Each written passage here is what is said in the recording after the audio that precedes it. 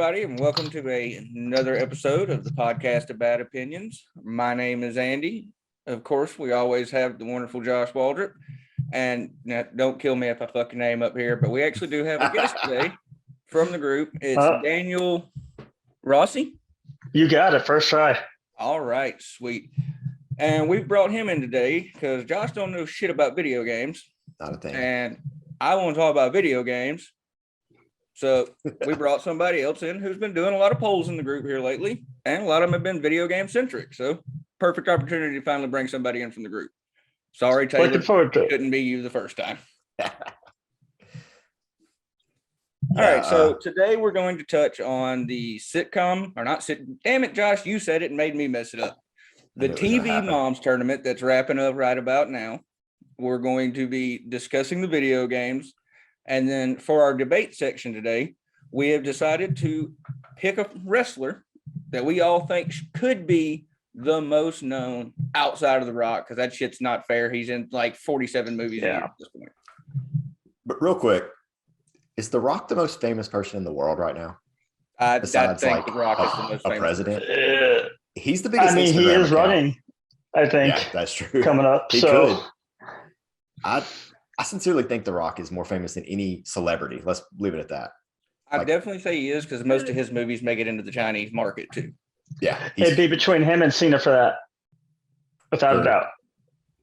Because Cena's got a big global thing, but he's also well known in China because he speaks Mandarin, I believe. Mandarin?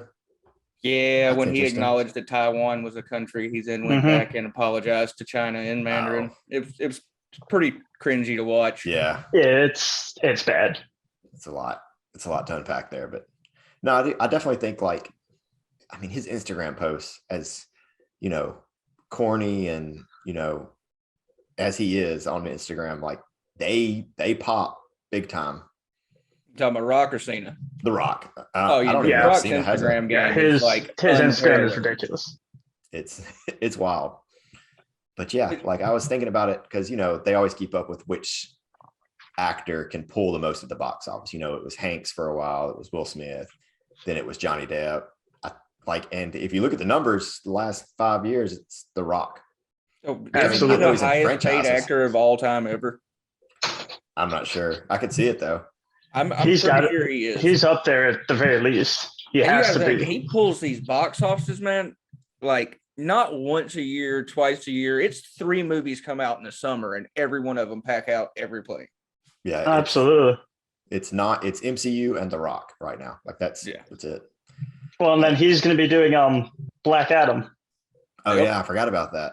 And he's on the comic book game now too. Well, it's crazy is they're doing a supervillain movie because Black Adam's always been the bad guy. Yeah, I think in this one though they're giving him more tweener anti-hero role. I think it'd be good. That'd be cool. It'll be good for him. I don't know the first thing about Black Adam. I actually don't know that much about Black Adam. I'm probably gonna learn from. I know about him from the Injustice 2 video game, so that's my extent. Yeah, of course. All right, so let's get to these TV moms. We got one hell of a top 3 here. Yeah, we did. Yeah, we got the matriarch of the Golden Girls, everybody's favorite 70s mom. And holy shit, I just blanked on who's in 3rd place. Linda Belcher. That's it. Yeah. But I think, honestly, I don't know how Bob's Burgers made it this far into this. It's good. I was shocked. I don't understand it. Around the second round, one of the polls one of the polls with Linda in it had 1,200 votes. And they were almost all for Linda. So I imagine somebody shared the poll to a Bob's Burger group and we got infiltrated. That's why I ran the Bob's Burger One's Gotta Go characters poll, because I was like, I think there's a lot of Bob's Burgers fans here right now. That one got a pretty good turnout on it too, didn't it? Mm-hmm. That was a fun one. Quick. Yeah, I used to do those and I missed a couple rounds. Oh yeah, the micro tournaments used to be super fun. They were really popular for a while, but I never know if people are going to catch on to them. For a while too. The One Gotta Go meme. Mm-hmm. That was big for a while, but no, I mean, I had Linda as maybe the 2 seed in that tournament, in that bracket. So it's not like I thought it was that surprising. I knew that she was super likable, and that's a lot of people's show, but I'm still surprised that she's came this far. It's a good show, especially for a cartoon mom. Oh yeah. For a cartoon, yeah. It's kind of like King of the Hill, where it's a cartoon, but it still feels like a sitcom. Like it doesn't feel like a Family Guy, for example. Yeah. Like it's just a nice show to sit back and watch. It's like a Tuesday night family thing, not so much piss jokes. Right, not like Adult Swim type. It's definitely a show you can watch with your family or just watch with your buds. Yeah. It's either or, and I do love that about that show. And she's a great character, great mom too. But I think she pales to the other two. I think Kitty and Sophia they have her beat out. I mean, Kitty's just iconic for early 2000s TV. Even if you watch that 70s show or not, you know who Kitty Foreman is. Right. And then it's Sophia. Like, I want to say when we did the dad's tournament, it was Red made it to the final, like the finals. I think I wish I was there for that one. TV dad. Yeah, I think it was Red versus Uncle Phil, and I think a lot of people jumped on Uncle Phil because of the narrative. I mean, like obviously Uncle Phil had to step up as a dad too, but I was fine with either of those winning. Yeah. See, I wasn't around for that one, but for sure, I think my sitcom dad would have been the dad, and I can't remember his name, from Good Times, because he had that real good dichotomy of trying to be a dad, but also raising your parents in just a really poor area and trying to make ends meet. He was really good. That's a good point. See, I like Red because you see Red all the time act hard on Eric and the kids. But as soon as they leave the room, he's always actually doing something lovable or whatnot. It's just in front of him, foot, meat, ass. Right. Oh, he's great. So good. Yeah. I was hoping he would win so I could write up the like winners paragraph on him. Oh God, that one would have been a banger. That would have been great. But enough about the dad. Let's get back to the moms. Yeah, absolutely. That's what we're here for. Any surprises for anybody going through? So we talked about on the last podcast, I was curious about how the animated characters would do. The only animated character that kind of surprised me was Kanga from Winnie the Pooh. That shocked me. Took out Carol Brady.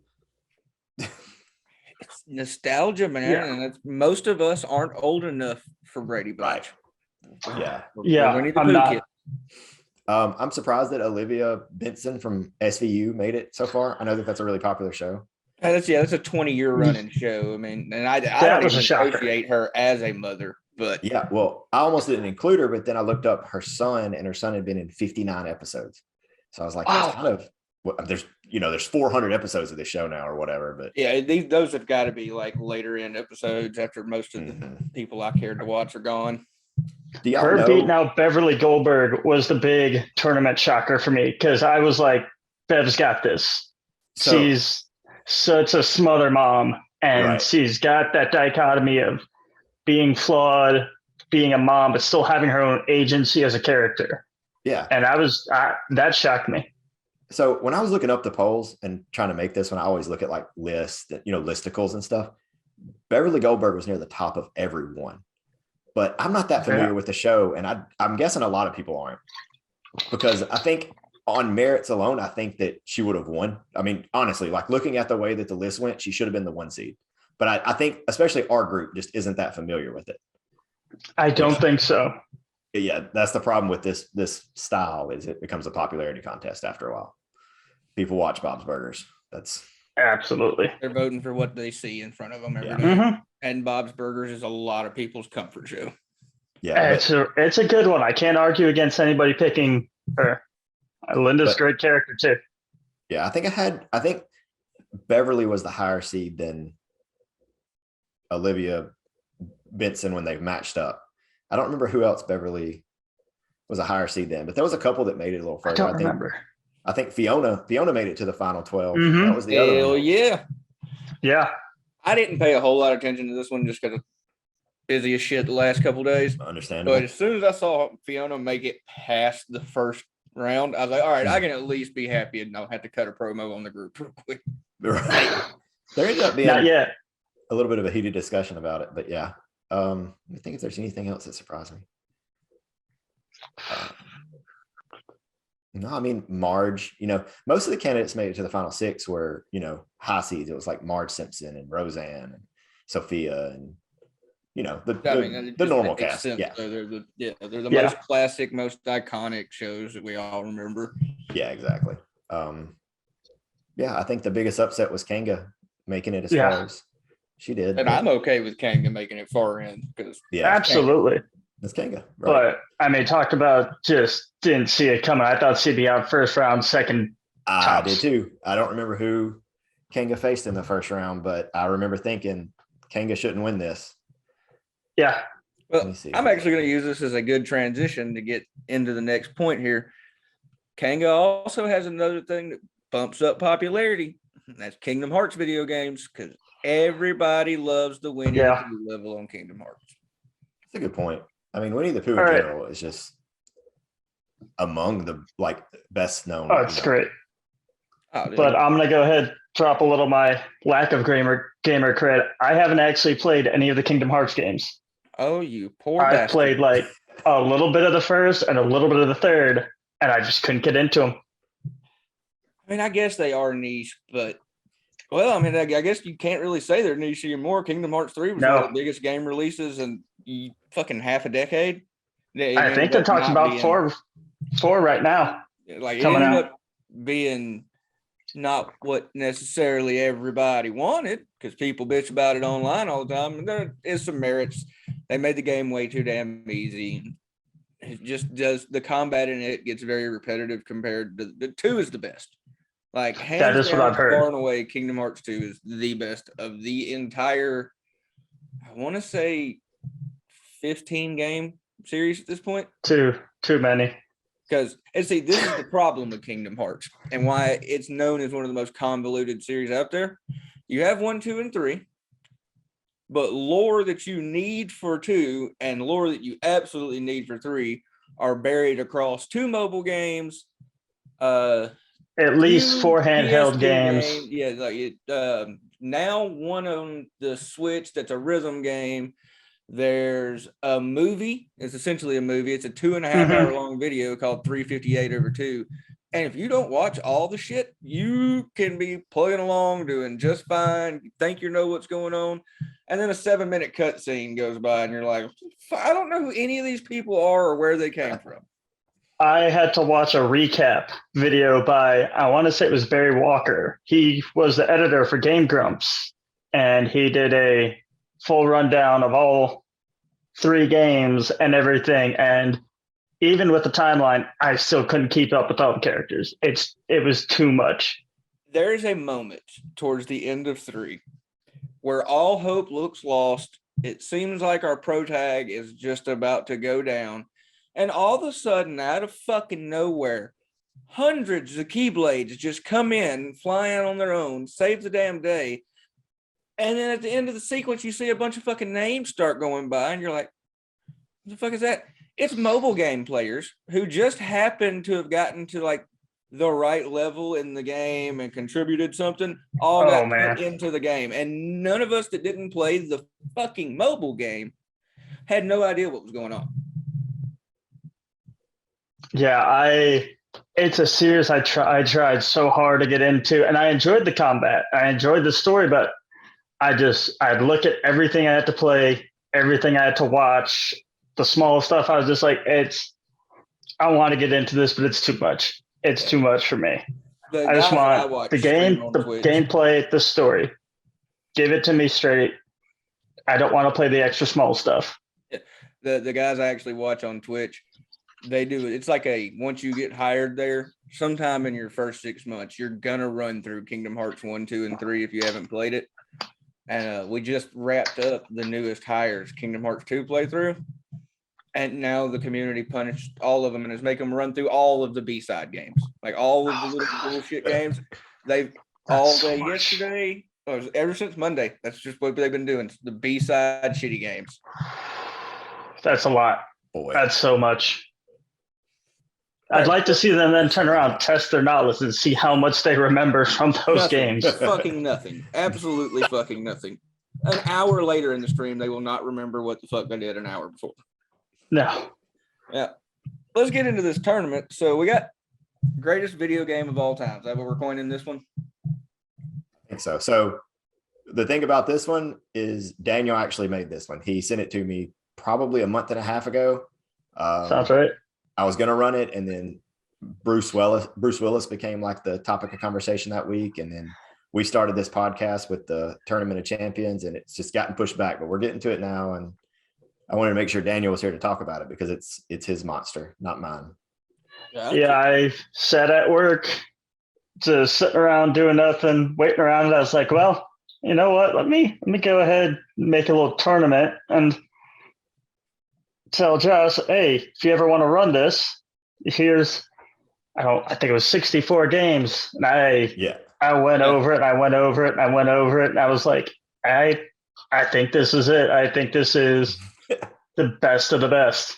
All right, and I played curious how you most of them. Because I'm looking and I'm seeing very rarely, if at all, am I seeing multiple entries from the same franchise. Did you intentionally try and do that, or I tried to limit it to either one per series, or if it had like a 2D and a 3D, one 2D, one 3D. Okay, I was very tempted. I see The Last of Us on here, and I don't see Last of Us 2, and I'm like, well, this is fishy. But yeah, I played The Last of Us, and I didn't play The Last of Us 2, but I watched a lot. Gameplay, reviews, talks about it, and said, I think The Last of Us is the better game. I played that one. It was really good. So I felt like it had to go on there. I tend to prefer 2, but I actually like 2 for the same reason most people hate 2. Like, Abby's actually, I think, a better character than Ellie by the end of it. I liked the character development in 2. I really did. I just felt like some stuff felt pushed in ways that just didn't need to be. I didn't feel like Joel's death was necessary, but I felt it was appropriate. It was appropriate for the character. Joel is a horrible person. Oh, he's awful. But it should have come later, is what I felt. Just the placement of it. Just doing it right at the beginning is just too much. Do it halfway through, build it up between Abby and him, and then just let it come to a head. I can see how some people would prefer that. Crash 2. Why Crash 2? I mean, it's a classic. It's probably the best of the series. I like 3, and I wanted to put 3 in, but the motorcycle game, every other series, and it killed me. I was just like, I can't put it over Crash 2. And I played the trilogy on my Switch a couple months ago, getting ready for Crash 4, and really enjoyed it. Now, have you played Crash 4 yet? Oh, absolutely. The Crash 4 is the shit. Incredible. Incredible game. Fucking the guys at Hang Time gifted me a copy of Crash 4 whenever it came out. That's great. The hardest one for me to choose was Doom 2 or Doom Eternal. And I really wanted to put it in Doom Eternal. I've been playing it lately. I've got around 300-400 hours into it. Great game. But Doom 2 is such a classic. It's so well known. It's inspired so much. I just couldn't not put it on there. And then a personal one for me was Quake 3 Arena, which I don't expect to make far because I'm sure a lot of people didn't play it.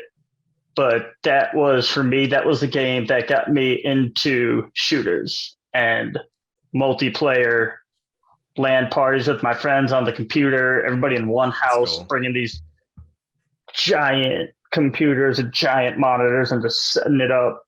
That was my game. That is gonna be what determines how a lot of people vote in this. And we talked about this in the group chat a little bit earlier too. Mm-hmm. It's nostalgia that's gonna take out some of the better games, and anything in the 64 era that's gonna crush. Automatically got a boost up ahead of anything in the newer era because a lot of people haven't played the newer games, but they did have a Nintendo 64 when they were a kid.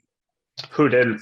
So what games do y'all have your eye on that could potentially make a run? Because the 2 that I'm looking at from my age group is Guitar Hero 3 and Halo 3. Those were the 2 games that even the non-gamers got into for a little while. And like the casual fan really hooked onto it. I mean, their reputation may not be there anymore, but I think that those two games can make a run on just not like knowing the game. I think Fantasy 7 is going to make a run. Yeah, maybe, but it's highly possible. I think with our group, especially how it's seeded right now, like it's going to stomp the shit out of Hades. Yeah. The only thing I could see stopping it is Modern Warfare in the second round. Ooh, I didn't realize that's going to be a really good one if it makes it. But Resident Evil 4 also has that huge cultural touchstone. It does. I'm just not a Resident Evil guy, so I'm not looking for it. I'm not either. And even I played it. And I really enjoyed it. It was really good. But I think the two that I think are going to go really far, probably all the way, I'd have to say I can't say that I don't. Now, a good one that I see getting seeded is going to be Ocarina of Time and Super Metroid. That's going to be a really good one. Yeah. And I don't know who's going to take that. Because if fucking Breath of the Wild takes off with this, I'm going to verbally assault everybody in this goddamn group. And I love that game. It doesn't deserve to go that far. But I do think looking at the seeding, where was it? I think Dark Souls will go far, especially with Elden Ring having just come out. Elden Ring is going to push Dark Souls a lot farther than it honestly should go. Skyrim is really going to be a tough one to beat. Pokemon's always going to make a run. So we did. It's got like 16 copies of the same game. I'd be shocked if it didn't make a run pretty far in. So we did best video game of the decade at the end of 2019, and Skyrim won. So I wouldn't be surprised. We also did best N64 game at Ocarina of Time one. So there's definitely a history for those two games to perform well. Yeah, Ocarina won my best Zelda tournament too. And we have a lot more fucking people now. Oh yeah. So last I looked, it was edging in at 17. I haven't checked in a couple of days. I want to say. Last I looked, it was at 14. So. But some of the matches I'm really looking forward to, the round ones, Mega Man 2 and Super Mario 64 is going to be nuts. Yeah, I got a bone to pick here somewhere. I can't remember where it is. Come on. I also believe that I did the seeding. I think you sent me the list, but I seeded it. Okay. Listen, I got the bone. I love the seeding. Come on. Fucking Metal Gear Solid 3 versus Star Fox 64. If y'all vote for Star Fox 64, I swear. If you get my favorite game of all time knocked out of this because something has the number 64 beside its title, I'm going to be pissed. Yeah. I don't know. When I see these, I put them in order. I rank them and let it do it. I don't try to check it, but that's going to be a tough one. I think it's an overall a really good seeding, and I think y'all are doubting how much love there is for Metal Gear Solid because it is also a classic franchise. I have no doubt how much love there is. I just know this motherfuckers don't like it. Not that they don't like it. It's just like almost nobody but me's fucking played it. Right. Its real test is going to come if it makes it and it has to go off against Tetris. That's going to be tough. Either going to get absolutely demolished by Undertale in the first round, or Tetris is fixing to make a bigger run than any of us expected to, purely off the meat. That's the thing.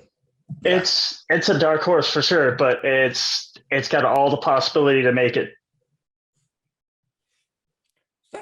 Some of these I think are really good. I mean, the seating's not bad. You did a pretty good job here, Josh. I'd say so.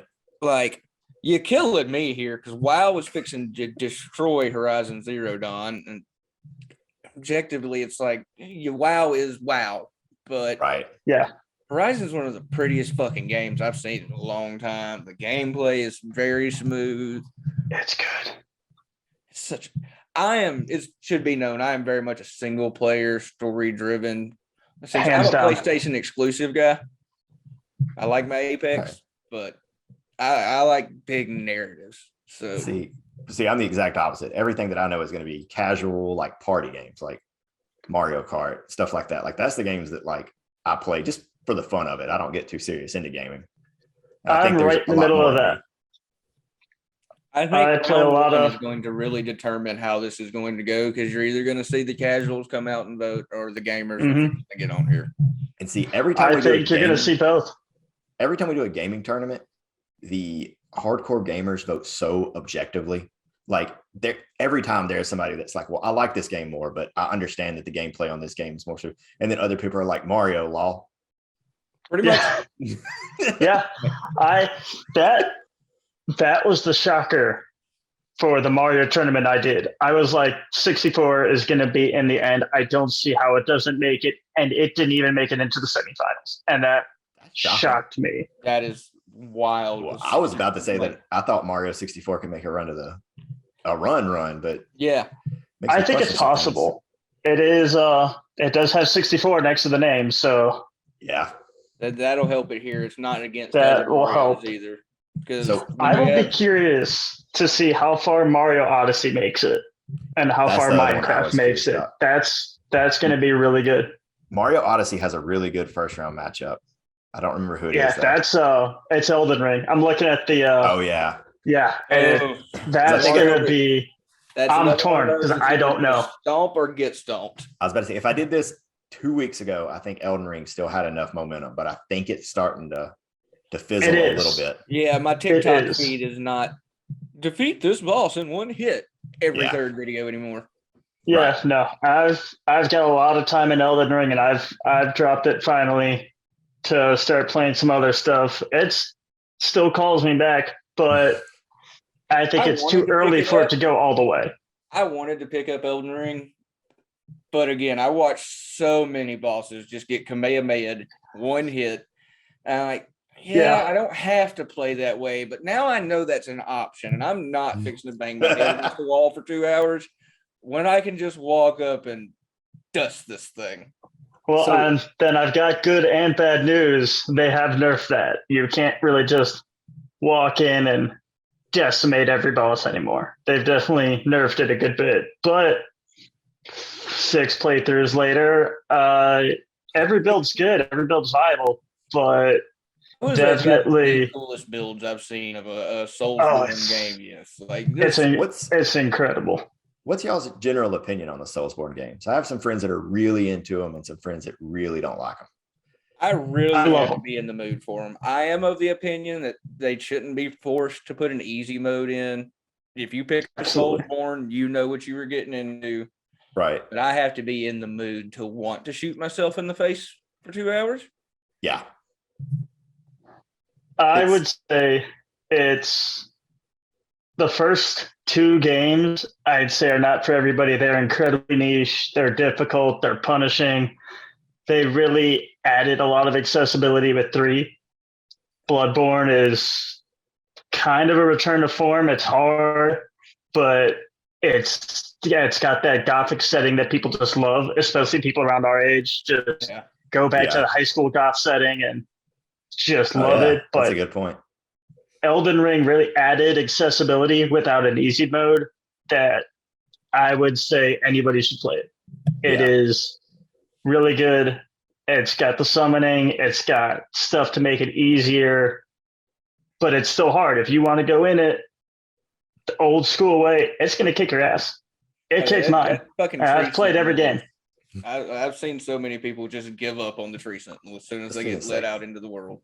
Yeah, it's such a mentality thing. Like because the way it was explained to me is you basically have to fail over and over and over until you figure out the one way to do it, and you have to accept that failure isn't that bad. Like it's part of the game. Dying is part of the game. I remember when the first game came out, they put out the final special edition. It was Dark Souls Prepare to Die edition. Yeah. It just has that reputation of being that hard. But I either love it or hate it. I've played every game several times through. I love it. I think it's a great series. I don't think it's for everybody. It's really not. You gotta want the challenge. Yeah, I think Andy said it's for a niche market. It absolutely is. I've beaten 1 and 2, and then I never picked up 3. I want to pick up Sekiro just because it looks really fun and it's still a Soulsborne. It is hard. It is. I actually was the not hardest very one. good at fucking Bloodborne. The viscerals and the pistol parry and all that. I just couldn't get the timing down. Yeah, you've got to be so aggressive in Bloodborne, but it's a phenomenal game. It is. The storytelling is really good, and it's a series that it's known for saying, "Here's the story," kind of. If you want more, just go find it. It's going to be on a loading screen for an item that you may or may not ever encounter. Bloodborne actually told you a little bit about what was going on. You could follow the story just by what you learn as you play. I think you don't have to go back. And what's the other one that's a Soulsborne that's just like Sekiro? I want to say it came out like a year or two. Ghost of Tsushima. I like the look of those because they do tell me what's happening the whole time. They give me a story. They're beautiful. Fuck yes. Sekiro is one of the prettiest games I've seen in a long ass time. I am still, regrettably, for 3 years now, on the last boss of Sekiro. I cannot do it. And it's good. It's so good. And I just bull rushed through, murdered every boss, and then ran into this just 3-4 phase behemoth and was like, I don't know. I don't know that I have the patience for this now. Now, see, there's a thing like that happened to me with Kingdom Hearts, and I didn't get stuck on it for 3 years, but I think I did spend 3 damn days about to throw my controller to the wall. Because in OG Kingdom Hearts 2, you go from pretty much a boss rush to the end of the game. But in the final mix version that everybody has now that we all bought on PlayStation Network or something in the last couple of years, they added a boss in and never say anything to you about it. And the last time I played Kingdom Hearts 2, I was probably like 14, 15 years old, at least made it all the way through the end of the game. And I'm sitting there getting the shit kicked out of me by this boss. I don't really spoil it for anybody who does end up going back to play it. And it occurs to me, this shit didn't happen the first time around. And then after I spent 3 days, that's my old lady. She heard me cussing from the outside. I look into it and it was never there. And not only is it never there, this is also now the second hardest boss in the whole game. So we're just going to surprise you with a difficulty amp up of like times 10 that you didn't know was coming. And it's not skippable. It is not an optional boss. So this isn't like Sephiroth that we're talking about. No. It's not Sephiroth, but it's almost as hard as Sephiroth. I've heard that's a really hard fight. Yeah, Sephiroth in Kingdom Hearts is just unfucking godly ridiculous hard. Like, that's what I've heard. He has 11 health bars, at least 3 endless combos he can catch you in, and 2 or 3 one-hit KOs if you're not full health. So I'm not even trying to do that. I don't think I've had 11 health bars since I was 10. I mean, my cat's only had 9 lives. But I'm excited for this video game tournament. I know some people get turned off by the nerdier stuff, but this will be a good time for me to get in there and just get to ripping it up with some folks. It's going to be good. And I'm going to give the game I'd like to see win, that I don't think will win, is going to be Smash Brothers Ultimate, because I think it just blends the competitive community and the casual community so incredibly well. It goes back to everyone's childhood. And you could give anybody a controller, say, here's the simple controls, and they can play. They can jump right in. It's such a touchstone of gaming. Yeah, no one cares. And then if you want to get super sweaty, we can hit Final Destination, just Fox no items and go at it. But not everybody's going to want to do that, and you don't have to with Smash. I would say, Andy, what's your like selfish pick that you want to win it? But instead, I'm going to say, Andy, why should Metal Gear Solid 3 win it? I mean, if you're not voting Metal Gear Solid 3, fuck you, first of all. Second, Hideo Kojima gave us about 28 hours of some of the best storytelling and just the origin story of where Snake comes from, which, spoiler alert for those of y'all that don't know, the guy in all the other Metal Gear games is not the guy in Metal Gear Solid 3. That's Big Boss. And Big Boss to me is infinitely more likable than Snake, even though Snake is the most iconic character. Yeah, absolutely. Also, Hideo pulled one of the funniest ribs of all time, because when you start the game, it asks you, have you played a Metal Gear Solid game before? If you liked 1 or if you liked 2. And if you click 2, when the character reveal happens, you're wearing a mask of Raiden from 2, and Raiden is unequivocally the most hated or most loved character, depending on who you ask. And most everybody fucking hates Raiden. He was great at Metal Gear Rising. Still, Rising Revengeance is one fun. of my favorite Platinum games. You know, I think it's really good. Now, I don't really like it when Metal Gear deviates from Metal Gear. Like, if you ask me, Phantom Pain doesn't exist. We don't fucking talk about that game. It's probably the greatest stealth tactical game ever made, but it's not a fucking Metal Gear game. And I would argue that point even. I think we actually have a game on this list that is, in my opinion, the best stealth game ever made, and that is Splinter Cell Chaos Theory. I think it is just perfect for a stealth game. All the Splinter Cell games are amazing. They're some of my favorites. But there's just something about the massive sandbox that is the Phantom Pain, and how you can literally do any mission in any way that you want. And it's not just go in guns blazing or sneak in. It's 15 different ways you could sneak through a compound and knock out this guy one creative, funny way and never get caught. It's a wonderful game. It's just not a fucking Metal Gear game.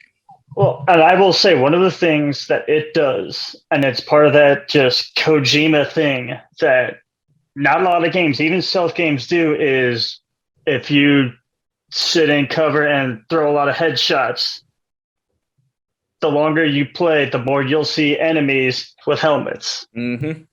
You go for body shots, more guys with body armor. If you're just sneaking around the whole game, they're going to be more alert as time goes. It's an incredible system that tracks how you play. And I love that. It's not something he started in Phantom Pain either.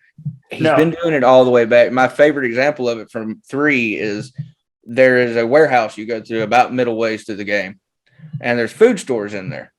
And if you blow up the food storage room, when you get to the next area, most of the guards will say, "Oh, I'm hungry," and you'll be able to sneak past them easier because they're all complaining and bitching about not having food. Yeah, Kojima's right in the whole Konami situation, but I understand at the same time Konami's greed didn't mesh with Kojima's just perfectionist personality.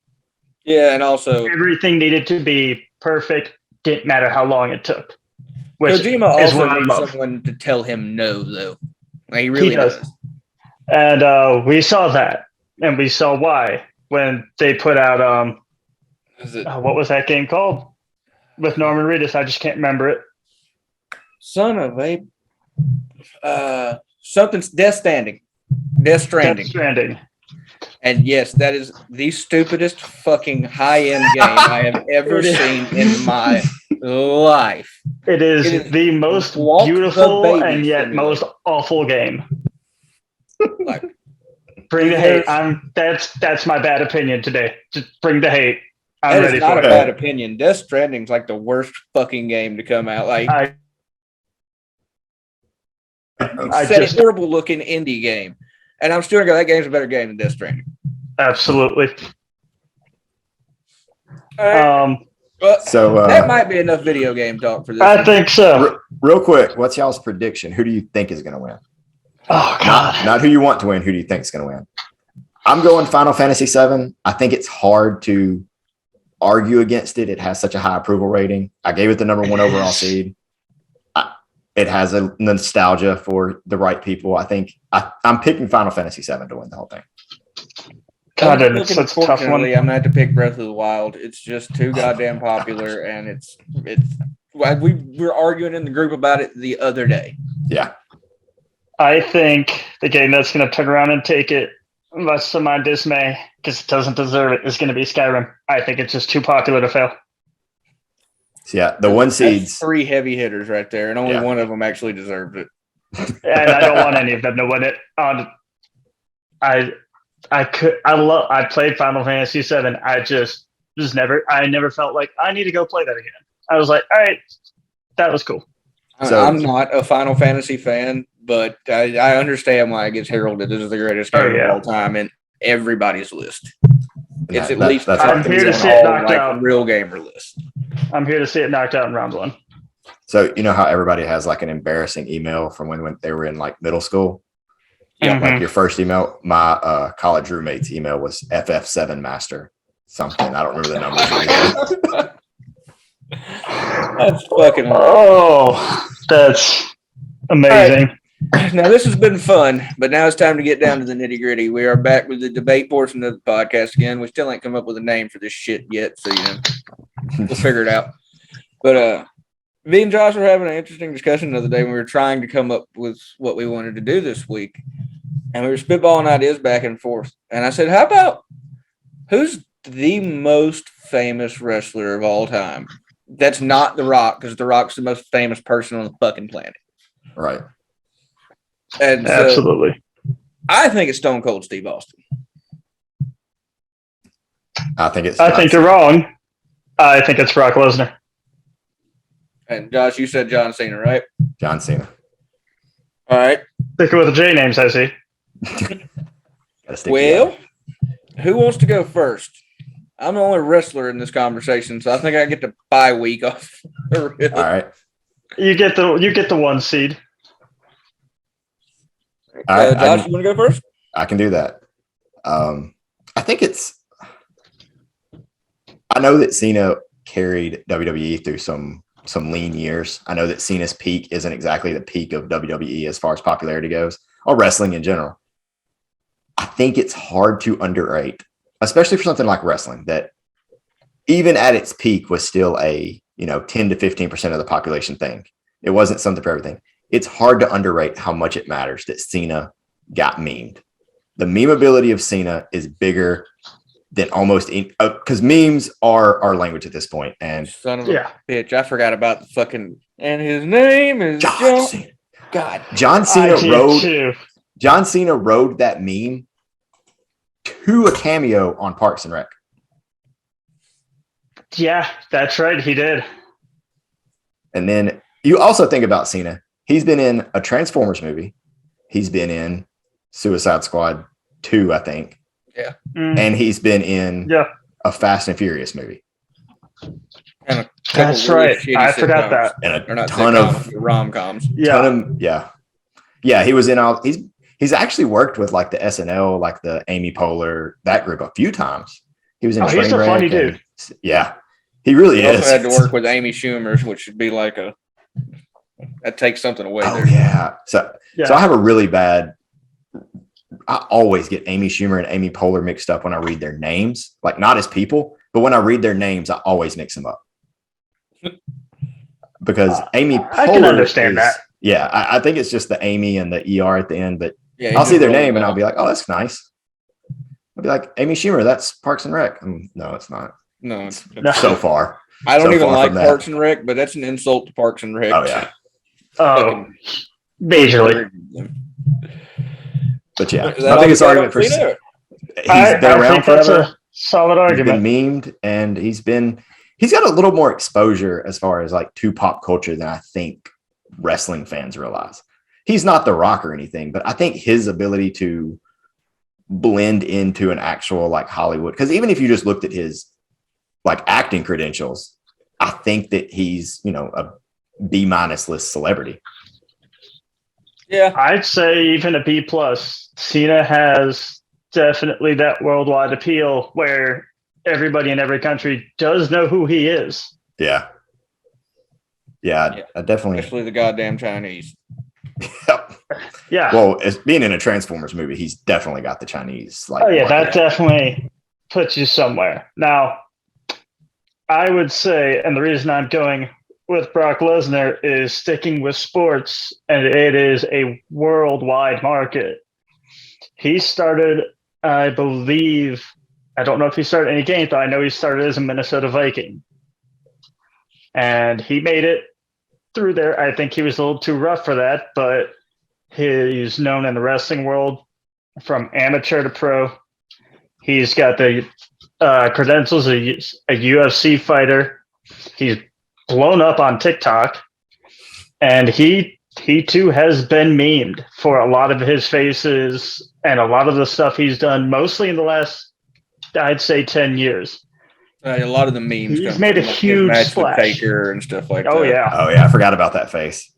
Yeah, he you're has right. made a worldwide splash just by being a good wrestler, but also a good fighter. And UFC's got huge appeal. It is global. I mean, you still hear about him when they talk about UFC. He's in every conversation. He's brought up in every UFC YouTube video, it seems. So I think he's got a sports legend that precedes him to a worldwide effect. Yeah, he definitely dominates the ESPN crowd, and it's hard to underestimate how big that crowd is, especially now with live sports being so much of television. Oh yeah, he definitely has a corner on that market for sure. It's he is also blowing up on YouTube right now with the bearded butcher stuff. Yep. I didn't understand it. It just, with no context, came across my TikTok, and I was like, "Why? What is he doing?" And it was just like, the slow motion. Basically, I basically got Brock Lesnar ASMR, like non-consensually. I thought that was just suplexes. Oh, he took you to TikTok City, bitch. TikTok City. All right, let's hear it for Stone Cold. Now, those are both very good arguments, and they do have some validity to them. But I'm going to remind you guys of the power that was the WWF in the late 90s and into 2000, in which Monday Night Raw, who Stone Cold was the face of, would routinely draw more viewers than the Super Bowl that year, and sometimes even the World Cup. Now, it never got, I won't ever say wrestling got bigger than football, or definitely not soccer. Soccer is probably the most widely known thing on the fucking planet. Yeah. But more people were tuning in to watch Monday Night Raw than anything else on the planet. And in a career 19 years removed from being in the ring, 75,000 people shit themselves a couple weeks back when he did a 10-minute match in which he threw 2 suplexes, drank a lot of beer, and hit a stunner. That man was the face of the company in 1999, 98, 97. I think 97 is probably the year. I think that's either 96 or 97 is the year Austin 316 says, "I just whipped your ass." I want to say it was 97. I think it's 97 King. I know it's King of the Ring, but I want to say it's 97 King of the Ring. Sounds At one point, Stone Cold was the everyman's icon. Nobody on the planet has not thought about whooping their boss's ass at least one time. And every Monday night, you would see the new reason Stone Cold was pissing off Vince McMahon. To this day, the what chant is still a thing. He's been in, even back then, he would do cameos on like Nash Bridges. Now he's got his own USA show. I think he's on his second USA show at this point. I didn't know that. Every celebrity does his podcast. Back when he did the podcast and not what WWE owns now. All kinds of celebrities were doing it. All of them love him.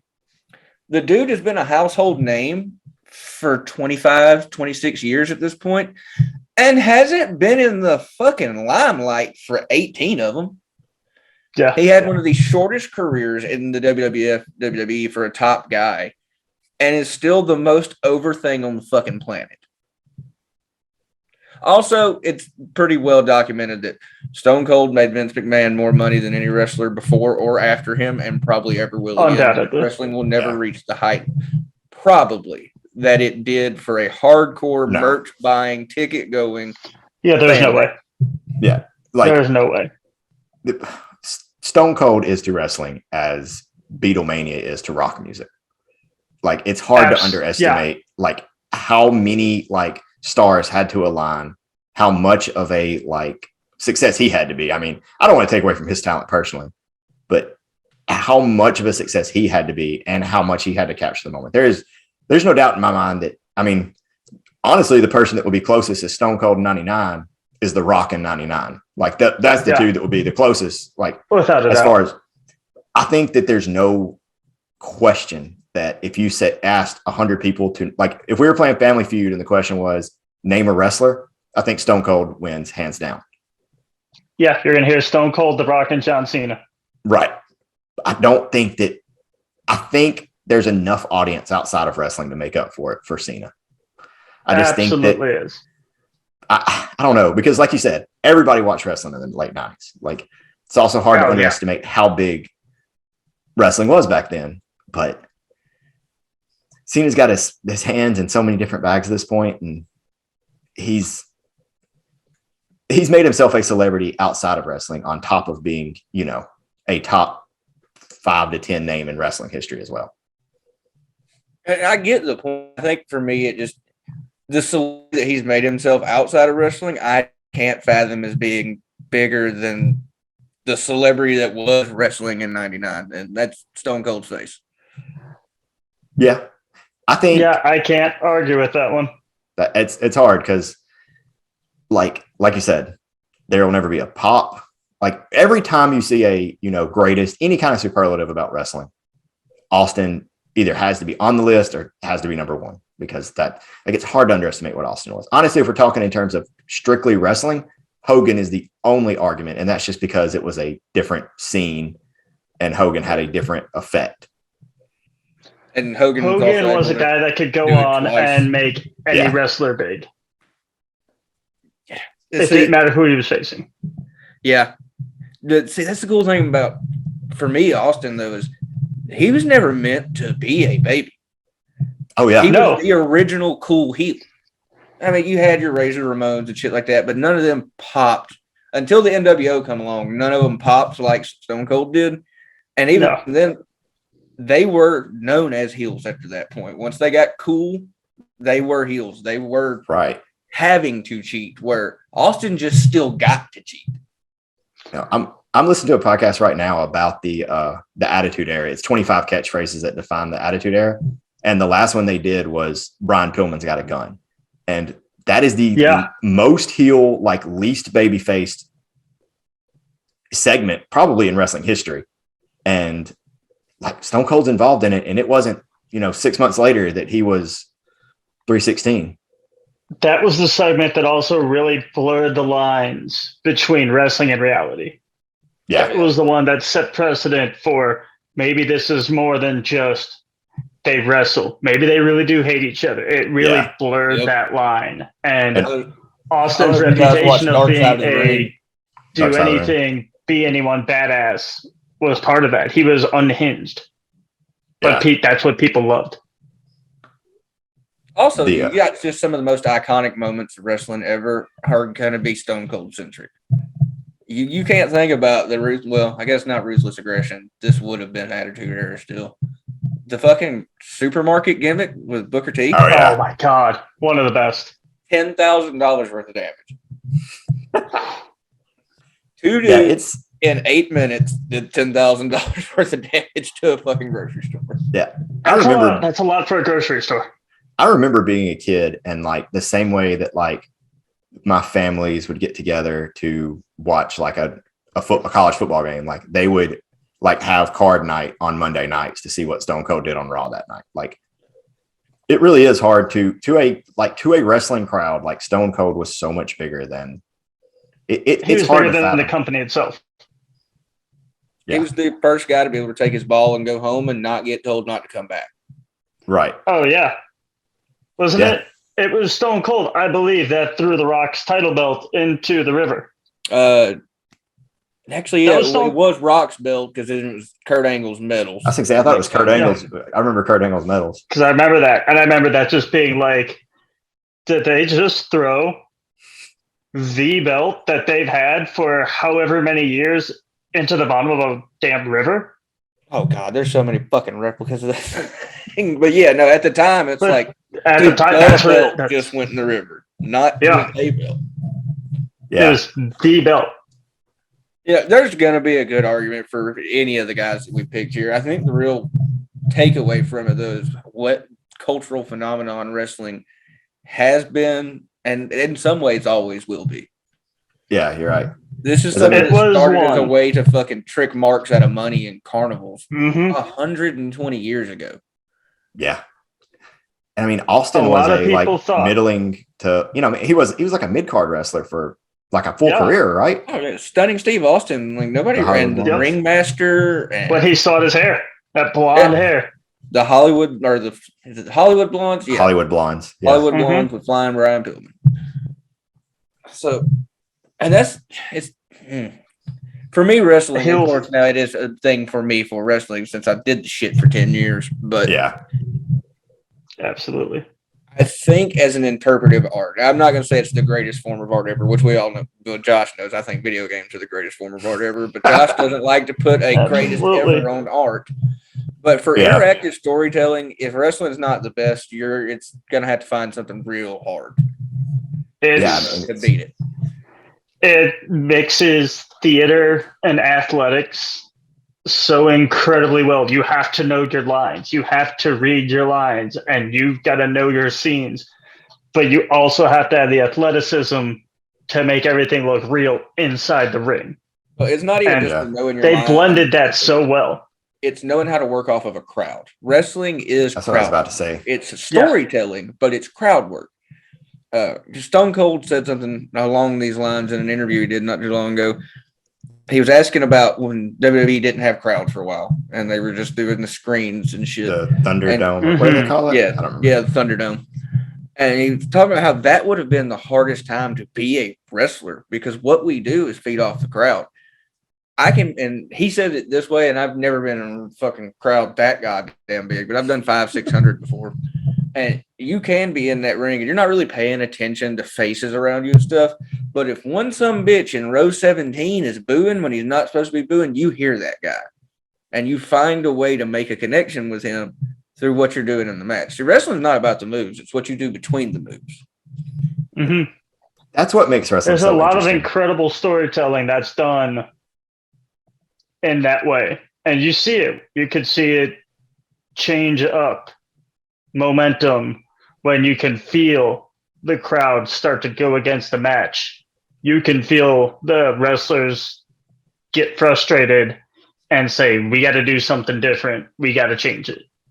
And that's what makes wrestling, like when you talk about interpretive art, like wrestling, two wrestlers are typically telling a story through their match. They're, working the leg, whatever. They're telling a story to the fans, but they're also telling a different story about heat and pop, and like they have to keep that in the back of their mind too, and who's going over and who's heel, and like you're telling a story to the fans while you're telling a story with the fans, and like I can't think of another art form that does that at the same time. No, I don't think there is any other art form that does that at the same time. UFC is not based on music, like live music could be an argument there, but it's still not in the same way because you're not going to change your set list up or your complete style of music on the fly in the middle of a concert.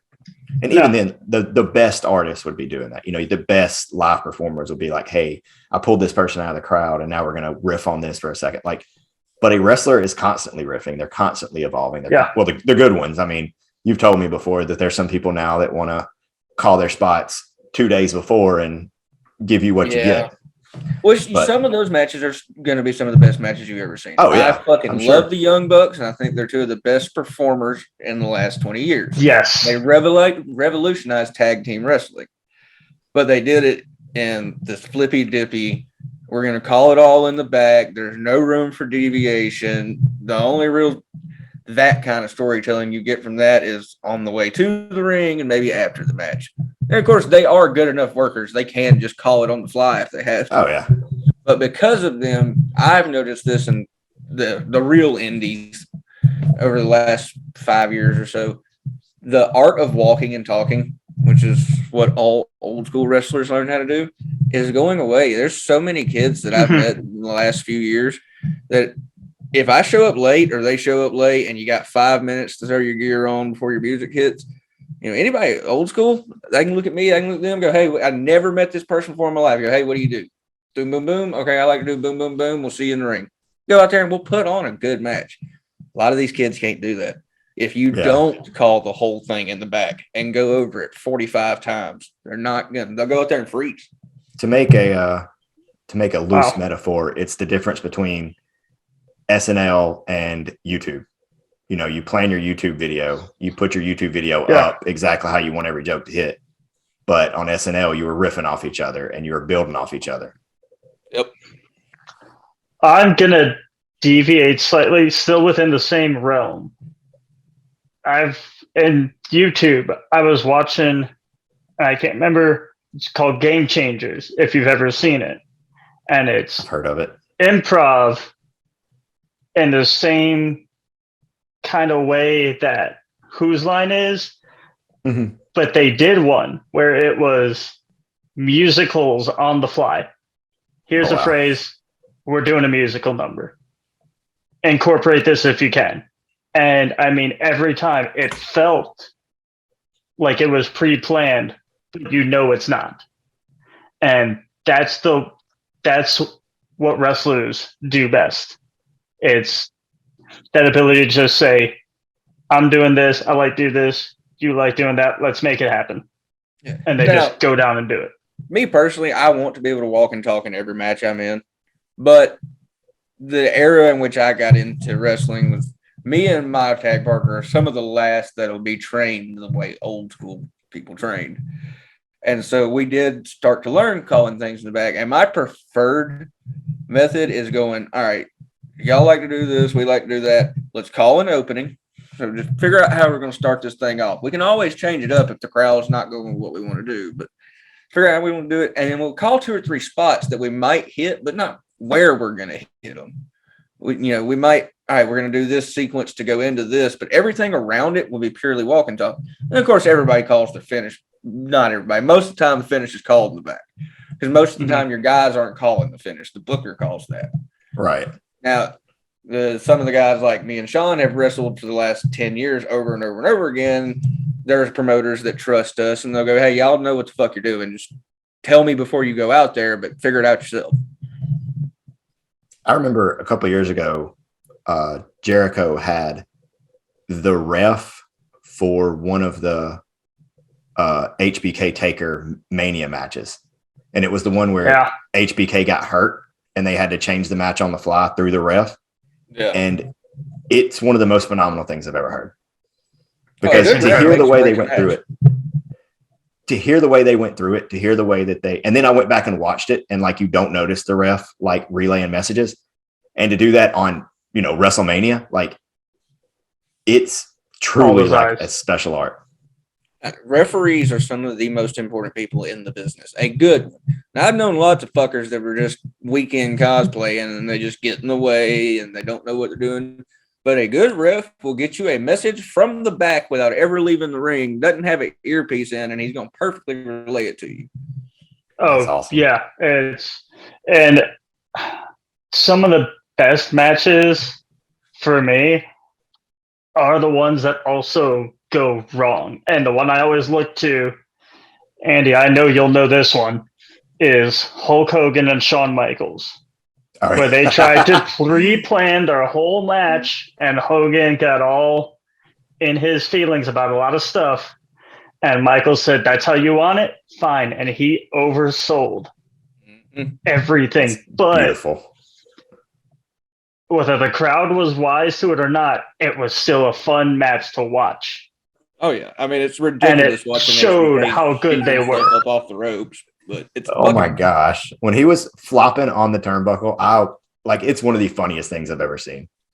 It is. The fucking leg kicks from Hogan, and he just blasts himself 2 feet off the turnbuckle, crashes back down on it, get another one. Boom. It was, just takes a kick or takes a punch and does a full flip. All right, speaking of overselling, I'm going to wrap this back to Stone Cold. Who's your favorite stunner seller? The Rock. God. It's The Rock. I've heard that there was a house show once where Stone Cold just stunned The Rock for like 30 minutes. that would be the ideal match for me. I think Triple H was incredible at selling for Austin. He did an incredible job every time because he was a working man. He wanted to make every match look good. That's all that mattered. And he always sold them perfectly. I personally sell mine the Razor Ramon way. I do it every time I've ever taken a stunner. You pop down and then just shoot yourself as high as you can into the air and fall backwards. And it's The Rock is obviously the fucking best. I mean, he flip flops around like a fish and throw himself out of the ring sometimes. But it's Razor Ramon with them straight up and down ones. Yeah, I think one of the best guys I saw sell moves in general that didn't get enough credit for it was Dolph Ziggler. Dolph Ziggler's the best salesman in the business. Always has been, always will be. Incredible at it. I honestly think it ended up being his downfall because he was so good at putting people over, they could never put him over. Yeah. Yep. Well, guys, I'm seeing we got 5 minutes left on our timer here. So before we get cut off mid-conversation again, why don't we go ahead and wrap this one on up? This is a really good one. Thanks for being our first guest on the podcast there, Daniel. Enjoyed myself. Had a great time. I don't really think we had too much dead spots in this. I'm happy with this one. Yeah, we definitely got a lot more into this one too. I think it's going to be a good product. I think we're starting to get our wheels a rolling here and getting used to this. Well, guys, if you did manage to stick around to this portion of the podcast, we do thank you very much. And, keep the comments salty and the votes coming. Josh, absolutely. Don't forget the bad opinions. No, we're wrapping up the polls. Get ready to vote on this one. But I'm also enjoying all the other tournaments that are popping up. I know Daniel's ran a few, and we got a few other people. Before we putting in effort. Have a few more coming. It is nice to see all these extra tournaments coming around, and they're not just one got to go. These are real thought out bracketed tournaments. Right, and it's nice for me. It's nice to be on the other side of the other side of the table, being able to actually vote, put my opinion in. Yeah, and if it's a tie, you don't have to take your vote away this anymore. Yeah. So, but no, I'm enjoying that a lot. On one of those not too long ago, something I wanted to win was tied, and you took your vote away, and it killed it. Yeah, I don't remember which one it was now, but it was definitely. Oh man, yeah, that always hurts. I've had that situation come up, and I've called a friend who never gets on Facebook and be like, "I need you to go vote for this one." Take my vote for me, please. All right, guys. Well, this has been the podcast of Bad Opinions. Thank you for watching. We'll see you guys next week.